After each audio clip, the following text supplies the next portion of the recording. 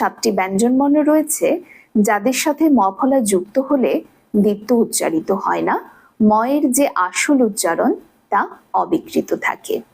সেই বর্ণগুলো হলো গ বাগ্মী, যুগ্ম, উ বাংময়, বাংমুয়ী, ট কুটমল, কুটমলিত, মূর্ধন্য ন হিরণময়, মৃন্ময়, ষান্মাসিক, দন্ত ন চিন্ময়, উন্মাদ, জন্ম, ম সম্মান, সম্মতি, ল গুল্ম, শালমলি, বাল্মীকি। এছাড়াও বাংলা ভাষায় কিছু ম ফলাযুক্ত সংস্কৃত শব্দ রয়েছে যেগুলোর বানান এবং উচ্চারণে সংস্কৃত রীতি অনুসৃত, যেমন স্মিত, কুষ্মাণ্ড, সুস্মিতা, কাশ্মীর ইত্যাদি।